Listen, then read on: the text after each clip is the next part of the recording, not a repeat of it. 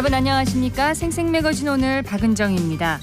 어제 저녁 대구 중리동의 한 재활용 공장에서 발생한 불이 공장 건물 13개 동을 태우고 9시간 10분 만에 꺼졌습니다. 불이 나자 소방당국이 대응 1단계를 시작으로 동원령 1호, 대응 3단계까지 내리면서 총력 진화에 나섰는데요. 하지만 불이 난 곳이 섬유와 목재 가공 공장인데다가 샌드위치 패널로 된 건물이 밀집해 있어서 진화에 어려움을 겪었습니다. 퇴근할 시간에 화재가 발생해서 인명피해는 없는 것으로 알려졌는데요. 화재 원인과 피해 규모는 경찰과 소방당국이 오늘 현장 감식을 벌여서 조사할 방침이라고 합니다. 최근 3년 동안 공장시설 화재가 증가하면서 대구 소방안전본부가 올 초에 노후 공장에 대한 화재 예방 대책을 집중 추진하기도 했는데요. 소방시설 설치 규정이 강화되고 있지만 오래된 건축물은 대형 화재 위험에 여전히 노출돼 있습니다. 철저한 점검과 안전교육으로 공장시설의 안전을 지켜야겠습니다. 6월 16일 금요일 생생매거진 오늘입니다. 먼저 안동과 포항 울릉 연결해서 그곳 소식과 날씨 듣겠습니다. 안동입니다. 어제까지 이틀간 강한 소나기가 내리고 오늘은 맑은 하늘을 볼 수 있겠습니다. 오늘 아침 내륙 곳곳에 껴있던 안개도 걷히며 모레까지 점차 기온도 오르겠습니다. 주말인 내일과 모레 또한 대체로 맑은 날씨를 보이겠습니다. 오늘 낮 최고 기온은 의성 31도, 안동과 예천 30도, 봉화 29도 등 29에서 31도로 어제에 비해 5에서 6도가량 높겠습니다. 안동의 한 사과과수원에서 도내 첫 과수화상병이 발생했습니다. 안동시 예안면에 있는 사과과수원 0.4헥타르에서 발생한 건데요. 안동시는 농촌진흥청, 농업기술원과 합동상황실을 꾸리고 감염목에 대한 매몰 작업을 펼치는 한편 발생지 주변 2km 이내 모든 과원에 대해 예찰에 나섰습니다.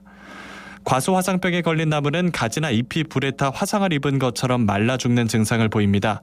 치료제가 없고 확산이 빠른 탓에 과수 에이즈라고도 불리는데요. 과수원의 나무 5%만 감염이 돼도 과수원 전체를 폐원해야 할 정도로 농가에는 막대한 피해를 줄 수 있습니다. 때문에 의심 증상이 보이면 즉시 농업기술센터로 신고해 주시기 바랍니다. 지금까지 안동이었습니다.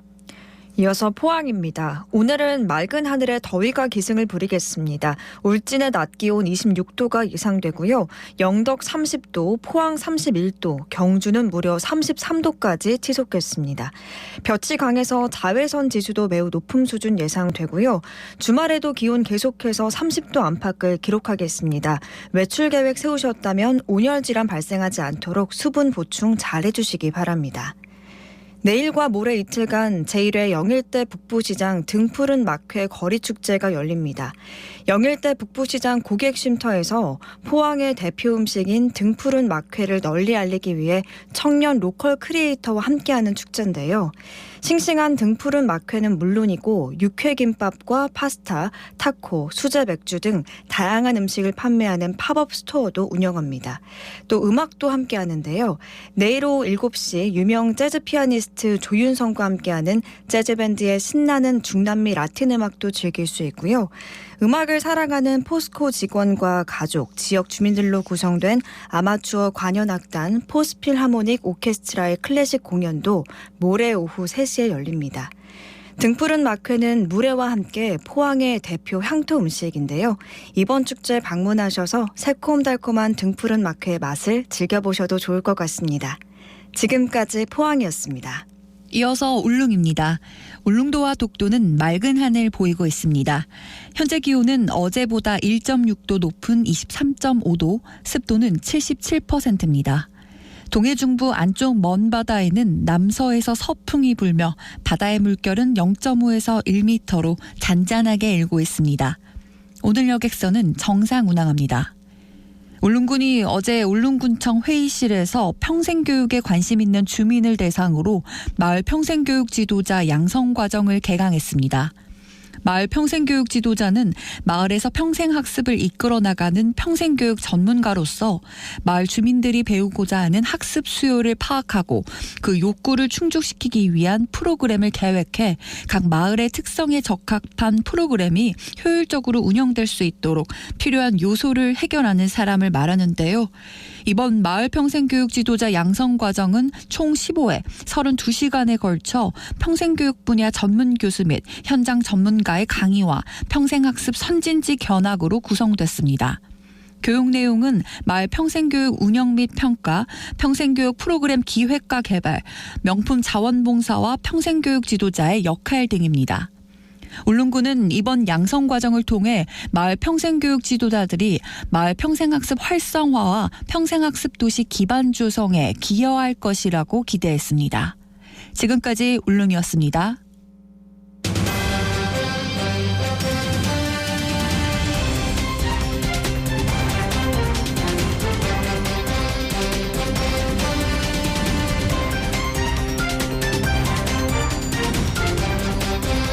금요일 생생매거진 오늘입니다. 알아두면 좋을 세법과 일상생활에 자주 사용하지만 실수하기 쉬운 세금 문제를 쉽고 재밌게 알려드립니다. 똑똑한 세금 생활, 세금 박사 용열 씨에게 물어보아요. 최용열 세무사와 함께합니다. 안녕하세요. 네, 안녕하세요. 네. 주변에서는 세금 박사님께 많은 질문을 할 것 같습니다. 네, 맞습니다. 네네. 자주 상담을 해주시겠어요? 네, 예. 잘하고 있습니다. 오늘 풀어주실 세금 이야기는 뭔가요? 네, 제가 평소에 업무를 하면서 가장 많이 상담을 하는 주제 1순위인 농지에 대한 이야기를 해볼까 하는데요. 농지를 상속받거나 증여받는 경우도 많지만 그중에서도 특히 농지를 양도할 때 발생하는 세금 문제에 대해서 말씀드려볼까 합니다. 네. 양도세 개념부터 좀 짚어주세요. 네, 양도세는 개인이 부동산을 팔 때 양도 이익이 생기면 그 이익에 대해서 부과하는 세금입니다. 부동산을 양도한 경우에는 양도일이 속하는 달로 2개월 안에 관할 세무서에 신고와 납부를 해야 하고요. 납부할 세금이 1천만 원을 초과하는 경우에는 납부기한 이후 2개월 이내로 분납도 가능합니다. 네. 농지를 양도할 때 세금을 감면받을 수 있다는 얘기가 맞나요? 네, 지역의 균형 발전과 농업 보호, 농업의 발전을 위해서 농사를 짓던 땅을 팔 때 양도세를 감면해주는 혜택이 있는데요. 최대 2억 원까지 100% 감면해주는 상당한 혜택입니다. 그러네요. 하지만 생각보다 요건이 까다롭기 때문에 단순하게 농사를 오래 지으면 세금을 내지 않는다라고 알고 계시면 나중에 생각지도 못한 세금을 내시는 경우가 굉장히 많기 때문에 주의하셔야 됩니다. 그럼 감면을 받기 위해서 지켜야 할 요건은 뭔가요? 네, 우선 농지로 인정하는 땅에서 농사를 지어야 됩니다. 그래서 용도 지역을 확인해야 되는데요. 네. 우리나라는 토지의 용도를 도시지역, 관리지역, 농림지역, 보전지역으로 나누고 있습니다. 이 중에서 도시지역은 아무리 농사를 짓더라도 농지로 인정이 되지 않기 때문에 용도지역을 먼저 확인하시는 것이 중요합니다. 네. 그리고 지목이 전이나 답, 과수원이 아니더라도 실제로 농사에 사용하는 토지면 지목에 관계없이 농지로 봐주고요. 농사에 직접 필요한 농막이나 농지 도로, 수로, 농사용 창고와 같은 시설도 포함됩니다. 그렇군요. 한 가지 놓치기 쉬운 것이 양도일 현재 농지여야 한다는 규정인데요. 농사를 오랫동안 짓던 땅이라고 하더라도 양도를 하는 날에 현재 농지로 사용하지 않는 경우에는 농지로 인정이 불가능합니다. 그러면 그때 이제 농사를 짓고 있어야 된다는 거네요. 농지로. 그렇죠. 활용이 농사로 되고 있는 거. 쓸 수 있게끔 준비가 돼 있어야 됩니다. 네. 농사를 짓는다는 건 그럼 어떻게 증명을 할 수가 있을까요?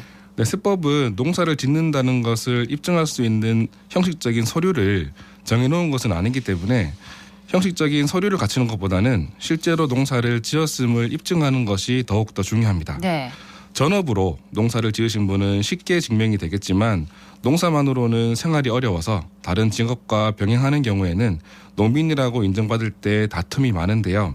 특히 연봉이 3,700만 원이 넘는 경우에는 그 연도는 농사를 짓지 않은 것으로 봅니다. 사업을 하는 경우에는 연봉 3,700만 원에 미치지 못하더라도 매출액이 높아서 복식부기 의무자에 해당한다면 이 역시 농사기간에서 제외합니다. 예. 그렇다면 그 배우자가 농사를 짓는 경우에는 농사를 짓는 것으로 인정을 해주나요? 네, 본인 명의의 땅에서 배우자가 농사를 짓는 것은 인정받을 수가 없습니다. 그렇습니까? 네, 상담을 하다 보면 이런 사례로 오시는 분들이 상당히 많은데 이럴 때는 감면 적용을 할 수가 없기 때문에 농지를 취득하실 때부터 미리 상담을 받으시는 것이 필요하고요. 부부가 공동 명의로 취득한 농지의 경우에도 농사를 지은 사람의 지분에 대해서만 감면을 받을 수 있습니다. 그렇군요. 그러면 본인 명의면 본인이 농사를 지어야 되네요. 네, 맞습니다. 농지와 사는 곳 간의 거리와 관련된 규정도 있나요? 네, 아무리 요즘 교통이 발달했다 하더라도 대구에 살면서 제주도에 농사를 지었다고 하기에는 무리가 있는데요. 그래서 거리에 대한 규정도 두고 있습니다. 먼저 농지와 동일한 시, 군, 구에 사는 경우에는 모두 농사를 지었다고 인정을 해주고요. 예. 연접한 시, 군, 구에 사는 경우에도 거리와 관계없이 인정을 해주고 있습니다. 연접하다는 의미는 지도상으로 경계가 닿아 있다는 것을 의미합니다. 예. 혹시나 연접하지 않더라도 직선 거리로 30km 이내라면 경작을 한 것으로 인정하고 있습니다. 예를 들어서 수성구와 영천은 연접하지는 않지만 직선 거리 30km 이내에 들어온다면 거리 규정을 충족하는 것이죠. 그렇군요.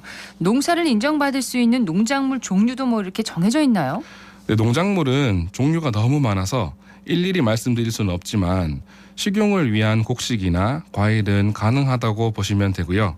묘목이나 꽃을 재배하는 것도 가능합니다. 가능하군요. 그러면 농사를 짓는 기간은 어떻게 산정을 하나요?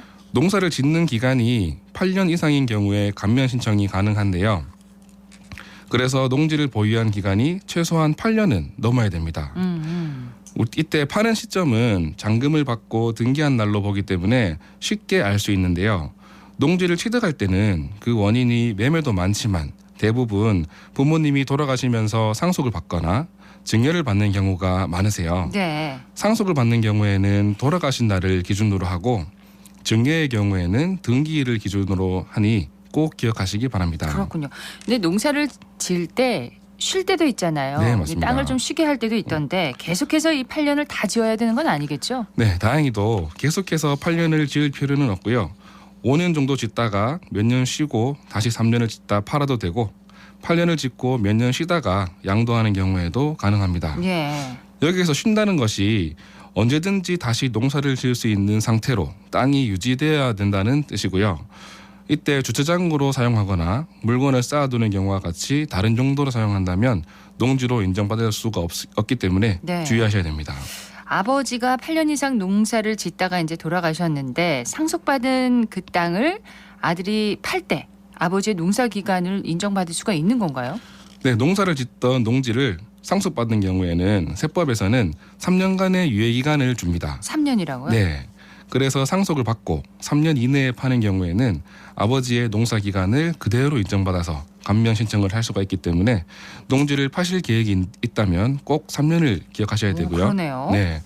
3년 이내에 양도하지 못하는 경우이거나 돌아가신 분의 농사 기간이 8년에 미치지 못하는 경우라면 이때는 상속받은 자녀가 농사를 1년 이상 짓는다면 돌아가신 분의 농사 기간을 인정받을 수 있습니다. 네. 예를 들어서 아버지가 6년 동안 짓던 농지가 있다면 그 농지를 상속받아서 2년만 추가로 지으면 아버지의 경작 기간을 인정받아서 총 8년을 경작한 것으로 봐준다는 것이고, 아버지가 8년 이상 농사를 짓던 농지를 상속받아서 유예기간 3년이 지난 후에 네. 판다고 하더라도 상속받은 사람이 1년만 추가로 농사를 짓는다면 아버지의 농사기간을 인정받을 수 있습니다.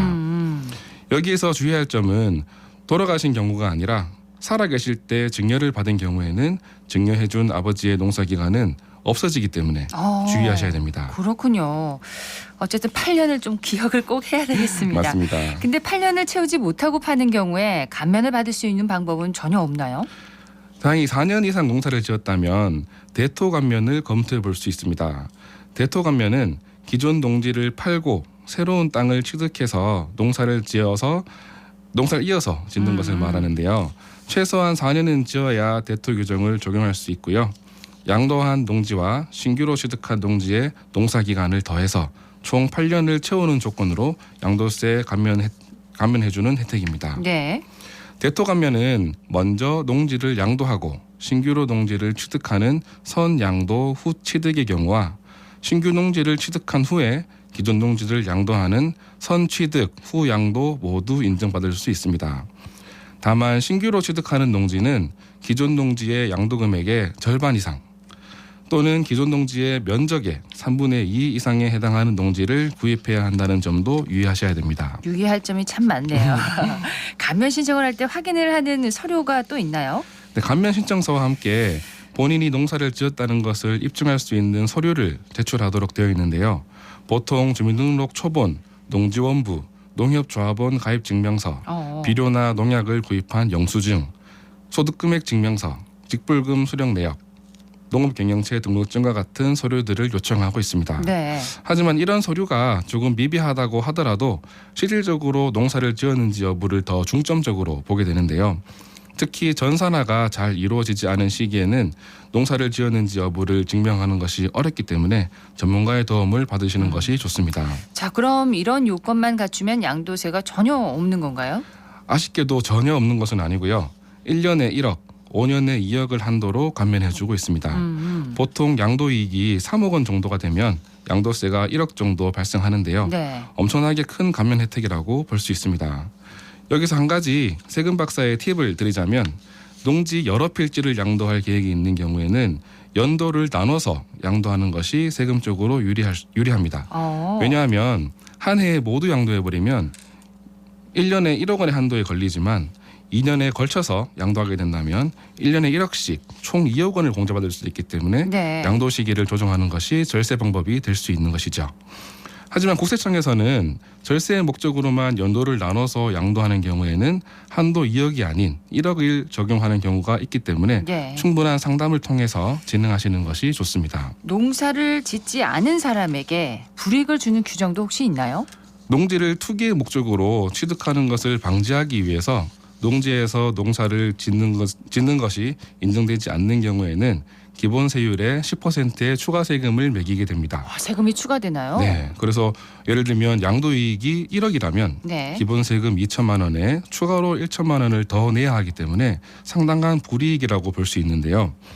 총 보유한 기간에 따라서 세부적인 기준은 다르지만 보통 농사를 짓는 기간이 60%에 미달한다면 투기 목적이 있다고 판단합니다. 그렇군요. 추가로 최근에 중요한 개정 사항이 있었는데요.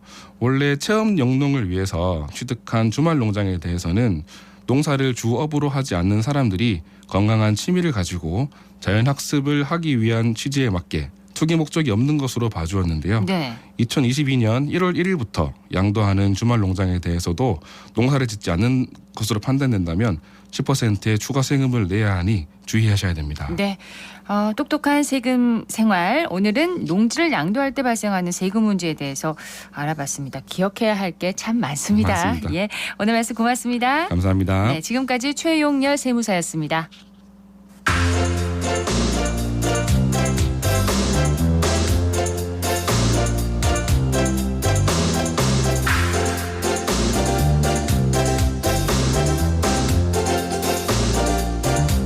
(11시 23분) 지났습니다. 어제 엑스코에서 장애인 가족 초청 음악회가 열렸습니다. 현장에 서유리 리포터 다녀왔다고요? 네, 안녕하세요. 이 행사는 장애인과 그 가족, 비장애인 모두가 하나 되길 바라는 마음으로 열렸는데요. 장애인 공연단의 공연을 비롯해서 한국장애인문화 대구광역시협회의 창립대회, 초청가수 공연 등을 만나볼 수 있었습니다. 현장 분위기 듣고 이어서 장애인 공연 참여자들의 이야기 들어봅니다.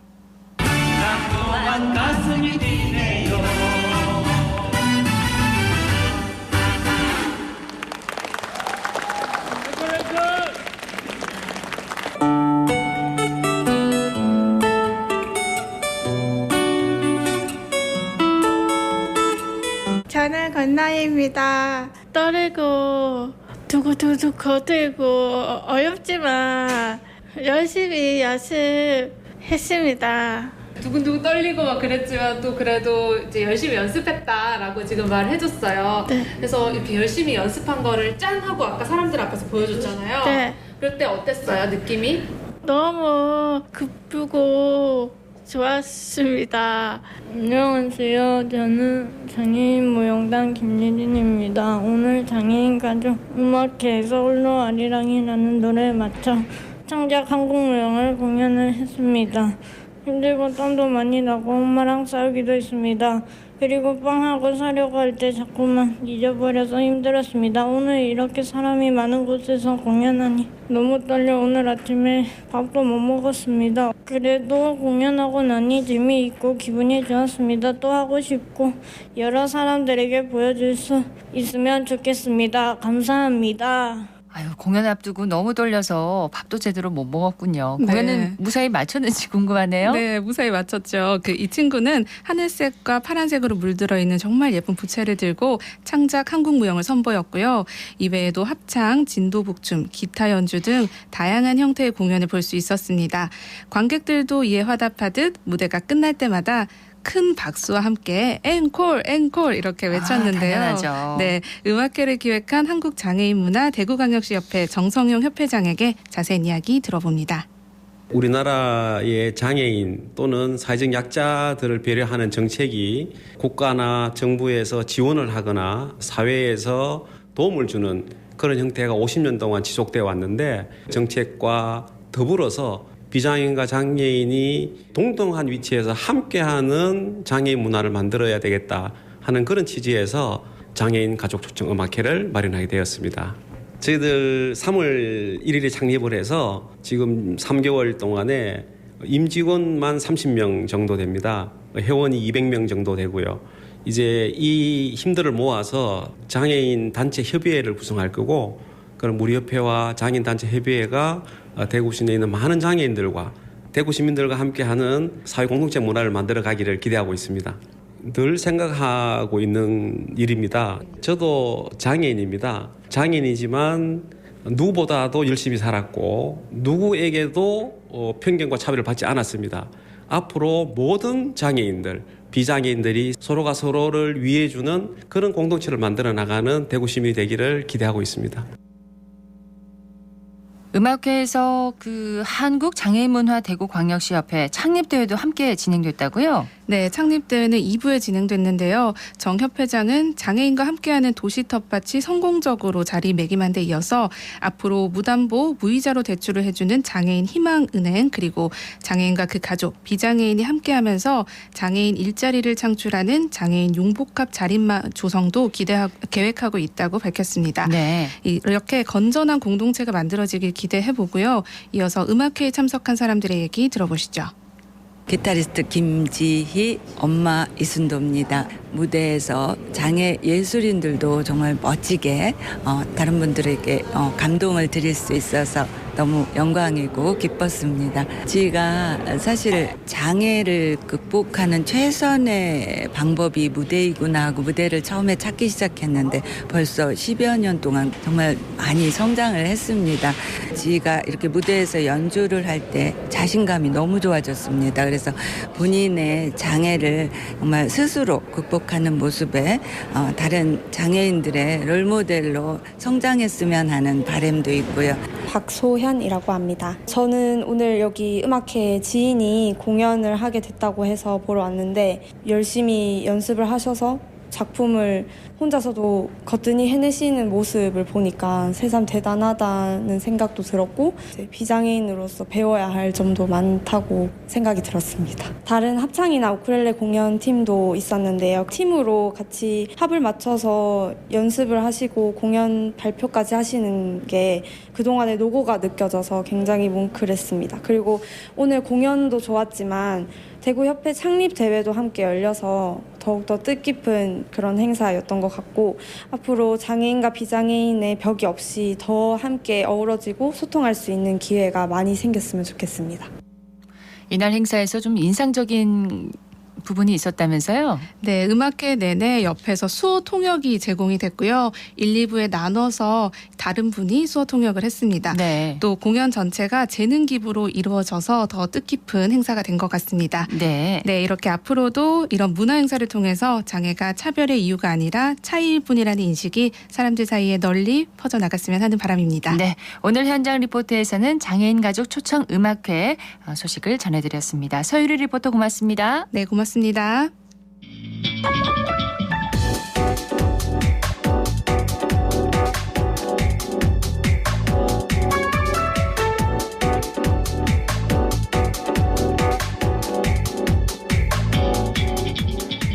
묻고 듣고 생각과 마음을 나누는 방송.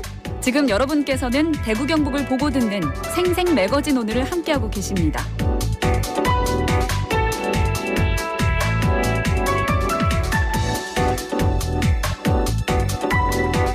금요일 생생 매거진 오늘 함께하고 계십니다. 11시 30분 지났습니다.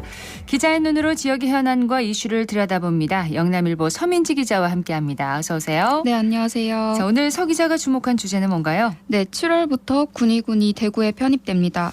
대구광역시 군의군이죠.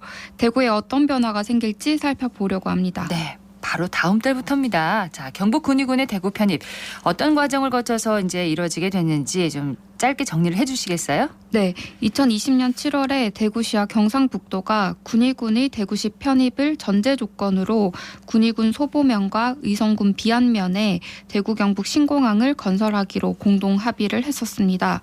또 3년 뒤인 올해 7월에 실제 편입이 이뤄지게 됐고요. 두 시도는 이번 군의군의 대구 편입이 대구와 경북의 상생발전 신호탄이 될 거라고 보고 있습니다. 네, 군의군 편입으로 대구시의 면적이 일단 크게 넓어집니다. 네. 예, 인구도 많이 늘어나죠? 네, 군의군 편입으로 대구시는 전국 특별광역시 중에 가장 넓은 면적을 보유하게 됐습니다. 현재는 885제곱킬로미터인데 군의군이 편입되면 1499제곱킬로미터로 커집니다. 네. 이 면적은 일단 서울시 면적의 2.5배 규모이고요. 770제곱킬로미터인 부산의 2배에 가까운 규모입니다. 또 인구도 23,219명이 추가돼서 238만 251명으로 늘어날 예정입니다. 자, 면적부터 또 인구, 예산 모두가 이제 늘어나게 되는데 대구시가 세우고 있는 발전 방향은 뭔가요? 대구시는 앞으로 군의군의 미래 첨단 산업단지와 또 에어시티를 조성해서 지역의 미래 50년 발전의 기틀을 마련하는 전초기지로 삼을 계획입니다.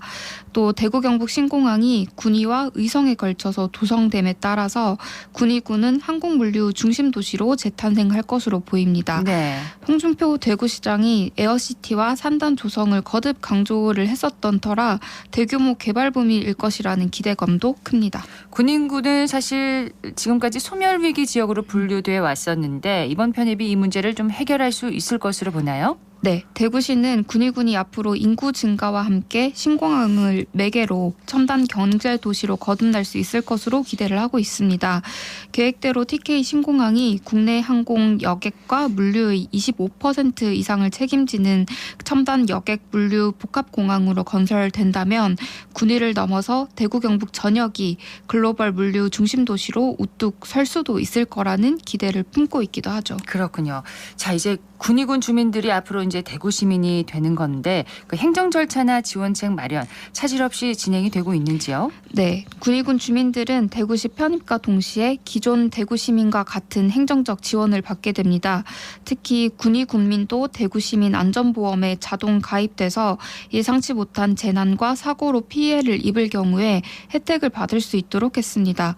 또 대구시에서는 시행하지만 군의군에서는 시행하지 않았던 화장지원금이나 공영 장례 서비스 지원, 또 태아, 기형아, 검사비 지원 같은 혜택들도 제공됩니다. 네, 복지사업 지원 문제의 경우에는 좀 민감한 부분도 있다면서요? 네, 그렇습니다. 그래서 대구시는 군의군이 이미 추진하는 복지사업은 축소되지 않도록 지원하기로 했고요.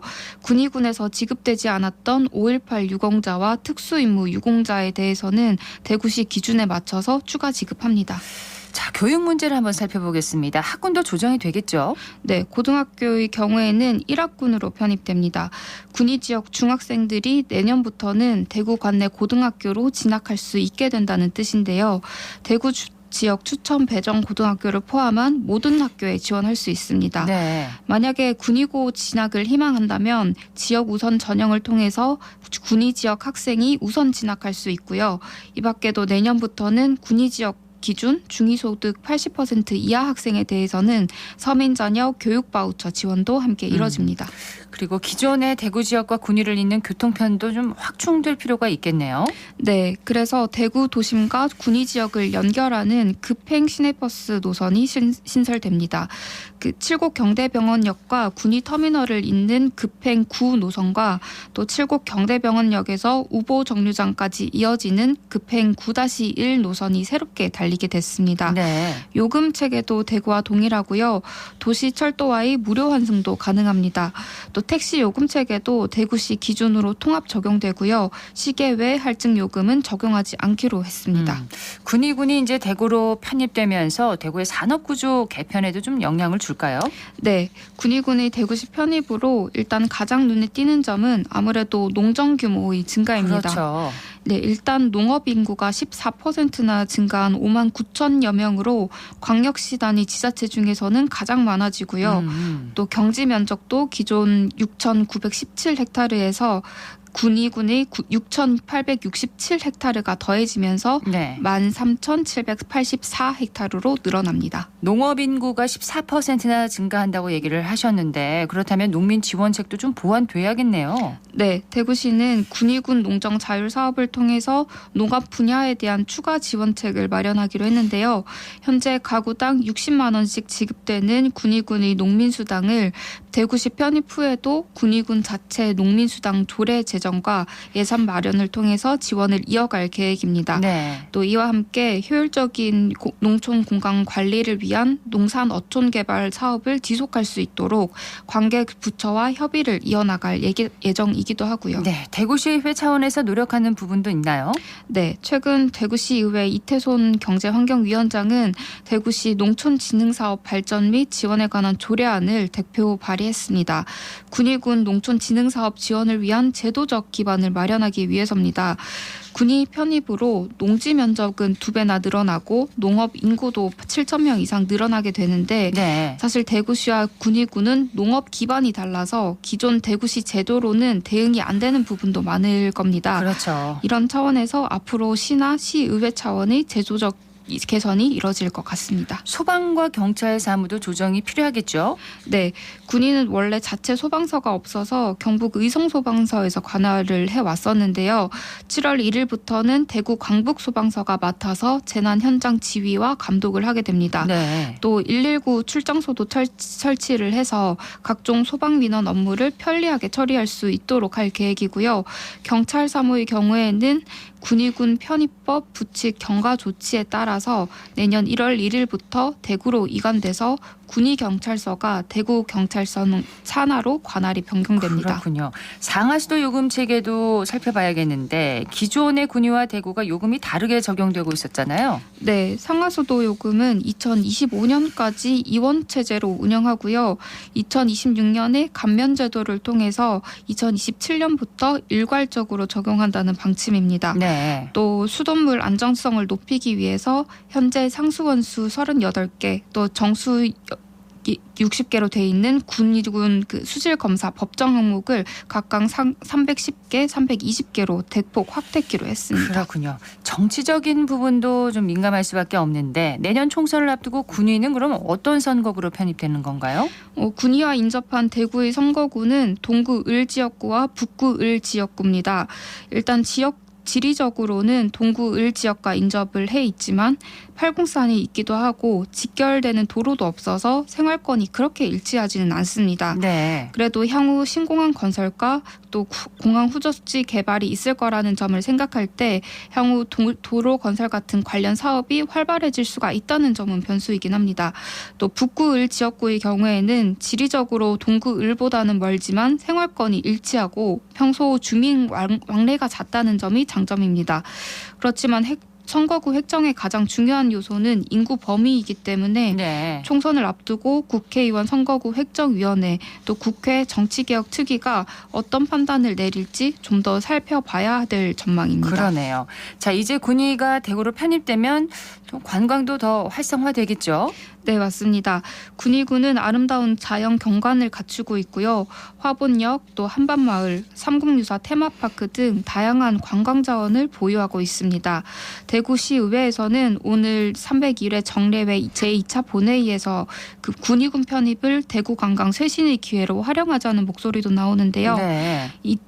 이재화 대구시의원은 대구가 그동안 추진해온 문화예술과 쇼핑 중심의 도심 관광 정책에서 벗어나야 할 때라면서 군위군의 풍부한 관광 자원과 대구만의 문화, 예술, 먹거리 결합을 통해 다양하고 다변화된 관광 정책을 추진해야 된다고 목소리 높였습니다. 그렇습니다.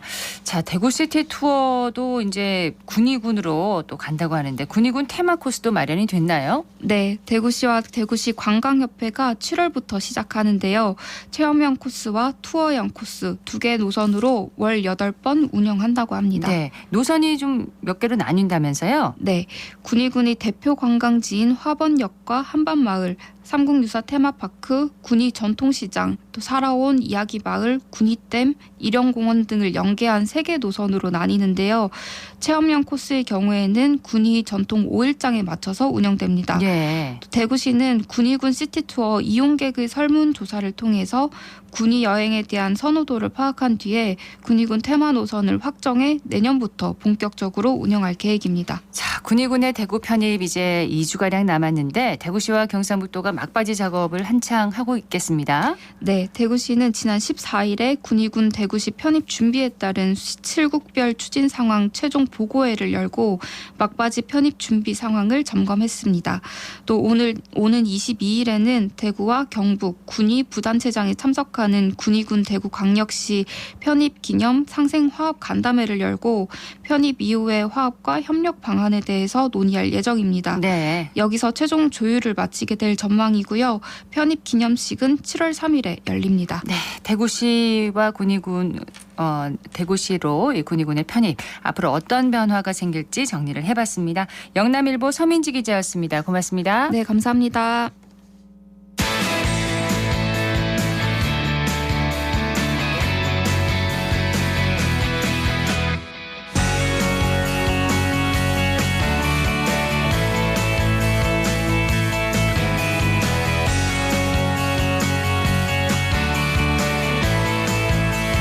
생생한 스포츠 현장 속으로 들어갑니다. 생생스포츠 대구신문의 석지훈 기자와 함께합니다. 어서 오세요. 네, 안녕하세요.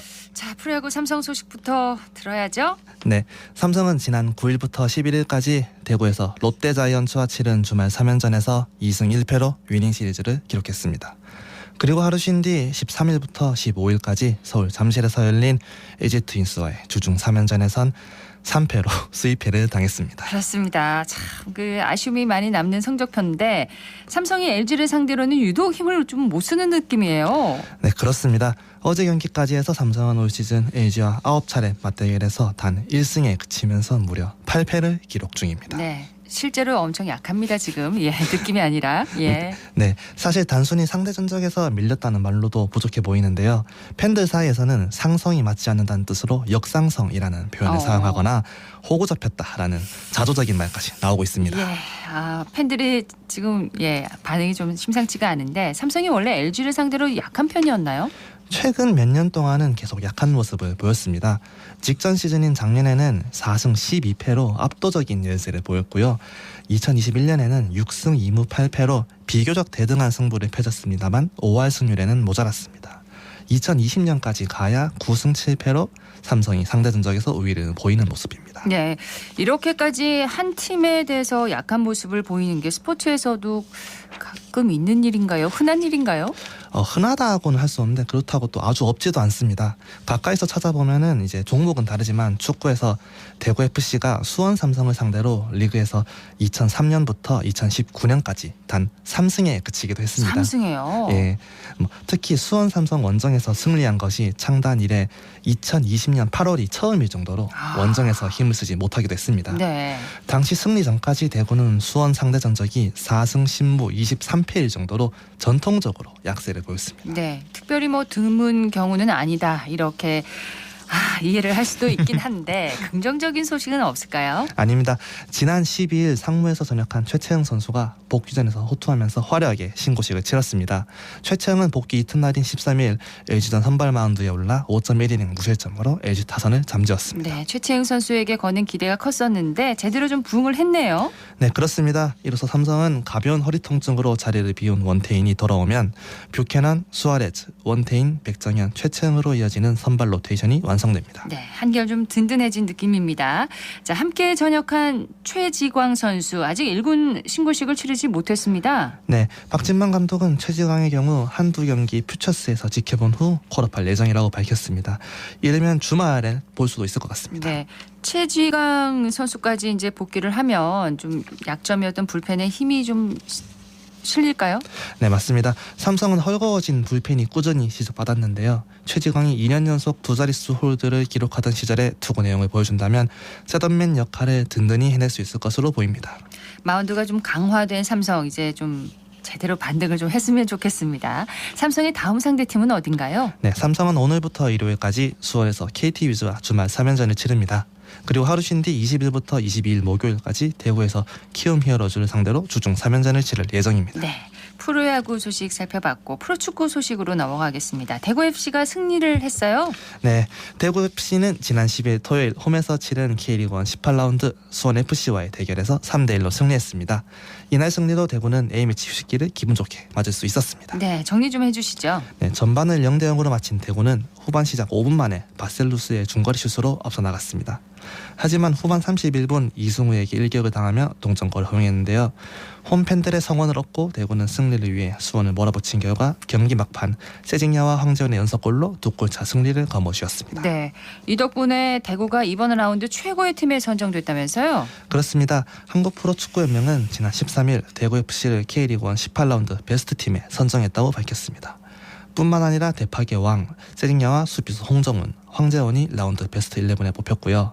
이 중 세징야는 라운드 MVP로 선정됐습니다. 네, 정말 최고의 한 주를 보냈는데 그런데 A매치 휴식기라면 이번 주는 대구의 경기가 그럼 없는 건가요? 그렇습니다. 대신 이번 주는 A매치 데이인 만큼 성인 국가대표팀 경기와 연령별 대표팀 경기들이 풍성합니다. 네, 예정되어 있는 경기들 좀 소개해 주시죠. 네, 우선 클린스만 신임 감독이 이끄는 성인 국가대표팀이 오늘 오후 8시 부산 아시아드 주경기장에서 페루 대표팀과 친선 경기를 치릅니다. 그리고 20일 화요일 대전에서 엘살바도르와도 맞붙습니다. 그러면 대표팀의 주장 손흥민 선수 뛰는 모습 볼 수 있는 건가요? 손흥민 선수의 경우 최근 탈장 수술을 받아 출전 가능성이 미지수라고 하는데요. 개인적으로는 어렵지 않을까 하고 생각하고 있습니다. 네, 그러면 페루전과 엘살바도르전에서 손흥민 선수 대신에 어떤 선수를 지켜봐야 할까요? 지금 대한민국에서 가장 뜨거운 관심을 받고 있는 선수죠. 바로 이강인 선수를 주목해야 할 것 같습니다. 네, 최근 이적설이 많이 들리는데요. 네, 바로 프랑스 그레의 강자 파리 생제르맹과 연결이 되고 있다는 소식입니다. 성사대의 경우 오랜만에 B클럽에서 뛰는 한국 선수가 탄생하는 셈입니다. 네, 7선전에서도 좀 좋은 경기 펼치고 또 이적도 잘 풀리면 좋겠습니다. 자, 성인 대표팀 말고 또 연령별 대표팀들도 경기가 있다고요? 네, 먼저 황선홍 감독이 이끄는 24세 이하 대표팀은 19일 월요일 오후 8시 35분 항저우 아시안게임이 열리는 저장성 진화 스타디움에서 중국 24세 이하 대표팀과 친선 경기 두 번째 경기를 치릅니다. 앞서 어제 같은 장소에서 열린 황선홍호와 중국의 첫 번째 경기에선 3대1로 대표팀이 승리했습니다. 그렇군요. 24세 이하 대표팀에 대구 선수들도 있다면서요? 그렇습니다. 고자기 고재현과 지난 라운드 베스트 11에 뽑혔던 라이트백 황재원이 포함됐습니다. 어제 경기에 고재현 선수는 나서지 못했지만 황재원 선수는 풀타임을 소화하면서 활약했습니다. 그렇군요. 24세 이하 대표팀이면 가을에 열리는 아시안게임 출전에 대비한 팀인 건가요? 그렇습니다. 올해 황저 아시안게임과 내년 파리올림픽 출전을 대비한 옥석을 가린 과정이라고 할 수 있죠. 예, 고재현 선수와 또 황재원 선수 모두 리그에서 활약이 좀 범상치가 않은데 두 대회 모두 승선이 좀 가능할지 궁금합니다. 네, 부상 같은 예상 밖의 문제가 발생하지 않는다면 두 선수 모두 무리 없이 출전할 수 있을 것으로 보입니다. 정말 확신하시는데 어떤 점에서 그렇게 예상을 하시나요? 네, 이번 대회 대표팀을 보면 이제 최전방 공격 자원이 좀 다른 대회에 비해서 다소 빈약한 편입니다. 네. 지난 대회인 2018년에는 이제 와일드카드로 황의조 선수가 활약을 했지만 이번에는 마땅히 데려갈 만한 자원이 없어 보이는데요. 이 탓에 현재 리그에서 모르는 득점력을 보이는 고재현의 경우 득점이 가능한 자원이라는 점에서 다른 경쟁자들에 비해 우위를 점하고 있습니다. 네, 황재원 선수는요? 네, 황재원 선수의 경우 연령대를 초월해서 이제 해당 포지션에서 지금 리그에서 손에 꼽는 활약을 하고 있는데요. 여기에 토너먼트로 치러지는 대회 특성상 제한된 엔트리 탓에 멀티 포지션 자원의 가치가 높습니다. 네. 황재원 선수는 이미 리그에서 중앙 미드필더와 사이드백을 수준급으로 소화한 이력이 있는 만큼 현 시점에서 엔트리 승산이 가장 유력한 자원 가운데 한 명입니다. 석지훈 기자 말이 맞는지 지켜보도록 하겠습니다. 혹시 이번 명단에는 없지만 승선 가능성이 있는 대구 선수들에는 누가 있을까요? 네, 먼저 중앙 수비수 조진우 선수와 이제 중앙 미드필더 이진용, 박세진 선수가 있는데요. 개인적으로는 위에 두 선수만큼이나 대표팀에 필요한 자원으로 보이는데 이번에 승선하지 못해 좀 의문이 남습니다. 네. 조진우 선수 그리고 이진용 선수, 박세진 선수 이 세 선수는 그럼 어떤 점에서 강세를 보이나요? 네, 먼저 조진우는 190에 가까운 장신을 바탕으로 강력한 공중볼 장악 능력을 보여주고 있습니다. 덕분에 대구에서도 김강산 선수를 제치고 주전으로 활약하고 있는데요. 조진우의 강점은 이제 세트피스에서도 나옵니다. 대구 선수들 가운데 프리킥이나 코너킥이 나오면은 가장 믿음직한 선수는 이제 당연히 에드가지만 네. 그 다음은 이제 조진우라고 할 수 있습니다. 헤더의 타점이라든지 정확성이 다른 국내 선수들에 비해 월등한 것으로 보입니다. 이번 소집에서 제외된 게 가장 의문인 선수입니다. 그렇군요. 미드필더 두 선수의 장점은 뭔가요? 네, 먼저 이진용은 활동량과 수비력의 투지에서 수준급 모습을 보여주고 있는데요. 단점으로 지적받았던 패스 능력도 많이 개선됐습니다. 박세진은 볼 간수 능력과 전진성이 돋보입니다. 하지만 아직 어린 데다 신체적으로도 아쉬운 모습이 없지는 않습니다. 네. 그렇지만 올 시즌 종료 후에는 이제 올림픽 대표팀 승선 여부가 뜨거운 감자로 떠오를 것이라 장담할 수 있습니다. 그렇군요. 자, 마지막으로 17세 이하 아시안컵 경기도 열리죠? 네, 태국에서 열리는 17세 이하 아시안컵에 출전 중인 대표팀은 오늘 오후 9시 카타르전을 시작으로 월요일 오후 9시 아프가니스탄전, 22일 목요일 오후 11시 이란전까지 조별리그 3경기를 치를 예정입니다. 네. 그러면 정리를 하자면은 A매치 데이인 만큼 성인 국가대표팀 경기와 연령별 그 대표팀 경기들만 있는 거네요. 다음 주는요? 네, 그렇습니다. 예. 축구 팬들에게는 아주 기분 좋은 한 주가 되지 않을까 싶습니다. 네, 지금 대구 시민분들이 삼성의 부진으로 아쉬우실 텐데 네. 축구팀 경기를 많이 보면서 조금 치유가 될 수 있으면 좋겠습니다. 기쁜 소식 들려오기를 기원하겠습니다. 생생스포츠 대구신문의 석지훈 기자였습니다. 고맙습니다. 네, 감사합니다.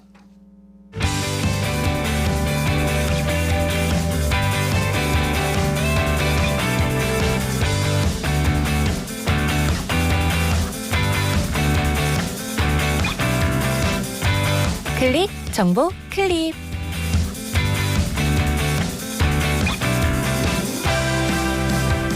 대구광역시가 이달 22일 대구 고용복지 플러스 센터에서 타 지역 청년들을 대상으로 대구의 우수 중소 중견기업 채용 박람회를 엽니다.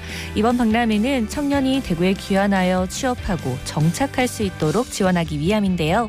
참여 청년에게는 숙박비와 교통비, 식비 등 최대 10만 원의 실비를 지원하고 취업에 성공한 청년에게는 지역의 공공기관 사택을 최대 2년간 무상으로 제공합니다. 이번 박람회는 오후 2시부터 고용복지 플러스 센터에서 열리고요. 자세한 내용은 대구광역시 청년 정책과로 문의하시면 되겠습니다.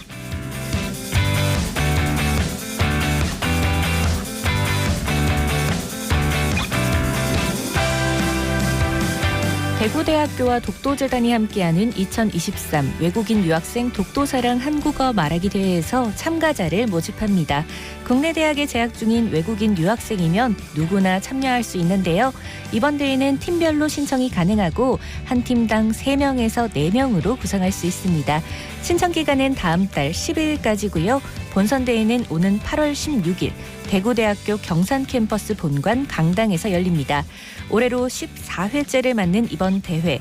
한국에 유학 온 외국인 유학생들에게는 독도는 우리 땅이라는 인식을 심어주고 더불어 독도를 국제사회에 널리 알리기 위한 대회로 자리 잡기를 바라겠습니다.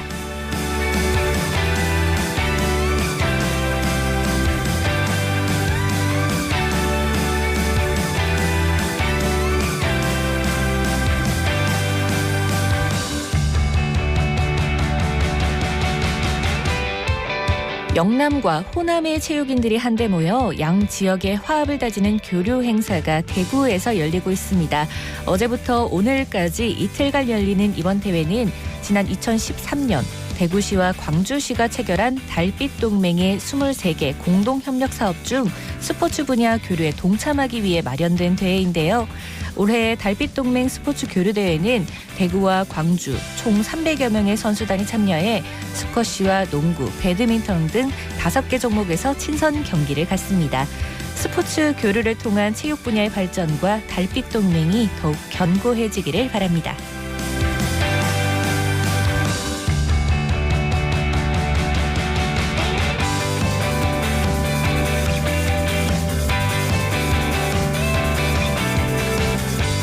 선크림의 중요성 잘 알고 계시죠? 햇볕으로부터 피부 건강을 지키려면 선크림을 바르는 것이 중요한데요. 올바른 선크림 활용법을 알려드립니다. 이 선크림은 햇볕이 쨍쨍한 날과 흐린 날, 비 오는 날에도 꼭 발라야 하고요. 야외 활동 시 선크림은 2시간마다 꼭 덧바르는 것이 좋습니다. 얼굴과 목은 선크림을 잘 바르는데 귀는 놓치기가 쉽죠. 얼굴만큼이나 햇빛에 많이 노출되기 때문에 귀도 놓치지 않고 발라줘야 합니다.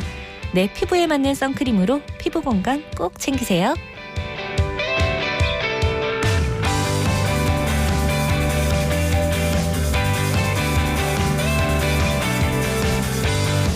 요즘 주변에서 독감에 걸렸다는 분들이 많은데요. 통상적으로 환절기를 지나 6월이 되면 독감 환자들이 줄어드는데 올해는 이례적으로 유행세가 꺾이지 않고 있습니다. 이 전문가들은 코로나19 박영 완화와 또 청소년층의 이동량이 많아진 점이 유행에 영향을 미친 것으로 보고 있는데요. 우리가 늘 잘 해왔던 것처럼 손을 자주 씻고 기침 예절을 잘 지키는 것이 독감의 대표적인 예방책이라고 할 수 있겠습니다. 더불어 수두와 호흡기 감염병도 증가 추세를 보이고 있으니까요. 여름철 건강관리에 각별히 주의하시기 바랍니다. 지금까지 클릭 정보 클립 윤가영이었습니다.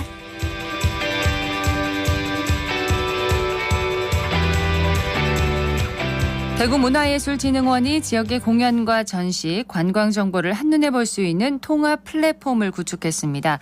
문화예술진흥원 홈페이지 안에 만들어진 이 플랫폼을 활용하면 지역 공공기관 등에 흩어진 문화와 관광 정보를 쉽게 찾을 수가 있는데요. 날짜와 지역, 키워드를 활용한 검색도 가능하다고 합니다. 주말에 보고 싶은 전시나 공연, 참여해보고 싶은 교육이나 체험 행사가 있다면 대구 문화예술관광 통합정보 플랫폼 한번 활용해 보시기 바랍니다. 생생매거진 오늘 준비한 순서 여기까지입니다. 박은정이었습니다. 여러분 고맙습니다.